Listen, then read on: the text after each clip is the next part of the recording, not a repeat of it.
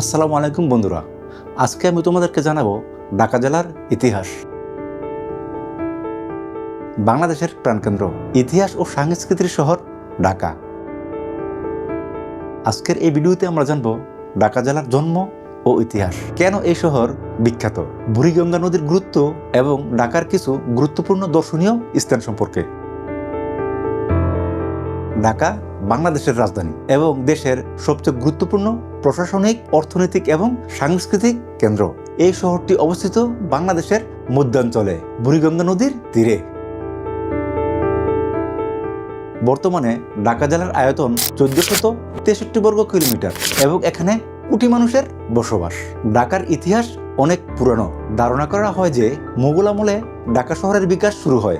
1608 সালে মুঘল সুবেদার ইসলাম খান চিশতি বাংলার রাজধানী রাজমহল থেকে ঢাকায় স্থানান্তর করেন। এখানে বলে রাখি, রাজমহল বর্তমানে ভারতের ঝাড়খণ্ড রাজ্যের সাহেবগঞ্জ জেলার গঙ্গা নদীর তীরে অবস্থিত একটি ঐতিহাসিক শহর।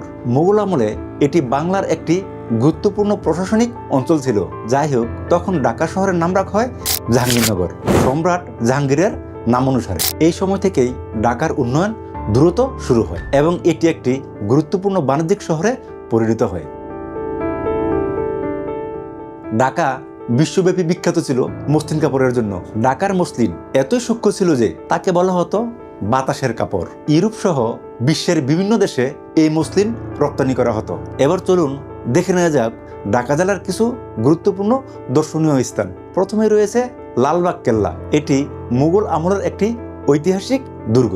1678 সালে মুঘল সম্রাট আওরঙ্গজেবের ছেলে শাহজাদা মুহাম্মদ আজম এই দুর্গ নির্মাণ করা শুরু করেন।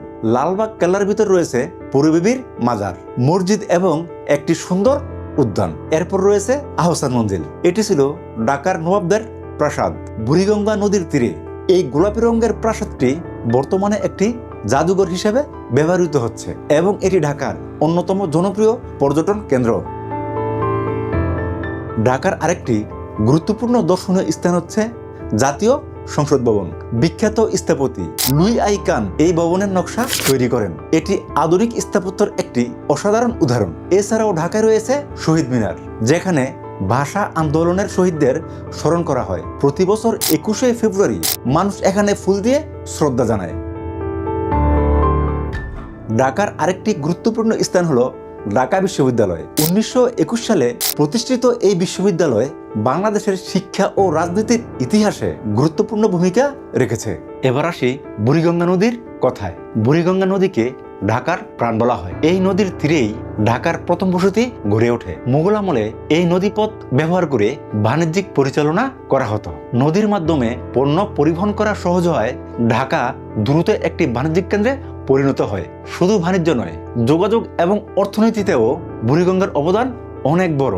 সদরঘাট লঞ্চ টার্মিনাল দেশের অন্যতম ব্যস্ত নৌবন্দর, যেখান থেকে প্রতিদিন হাজার হাজার মানুষ দেশের বিভিন্ন প্রান্তে যাতায়াত করে।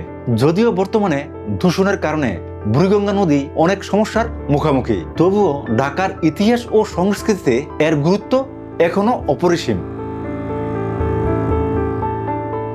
সবশেষে বলা যায়, ঢাকা শুধু একটি শহর নয়, এটি বাংলাদেশের ইতিহাস, সংস্কৃতি ও অর্থনীতির কেন্দ্রবিন্দু। মুঘল আমলের ঐতিহ্য, ব্রিটিশ আমলের স্থাপত্য এবং আধুনিক উন্নয়ন সব মিলিয়ে ঢাকা একটি অনন্য শহর। বন্ধুরা, এই ছিল ঢাকা জেলার ইতিহাস, দর্শনীয় স্থান এবং বুড়িগঙ্গা নদীর গুরুত্ব নিয়ে সংক্ষিপ্ত একটি ডকুমেন্টারি। ভিডিওটি ভালো লাগলে অবশ্যই লাইক, শেয়ার এবং সাবস্ক্রাইব করতে ভুলবেন না। ধন্যবাদ।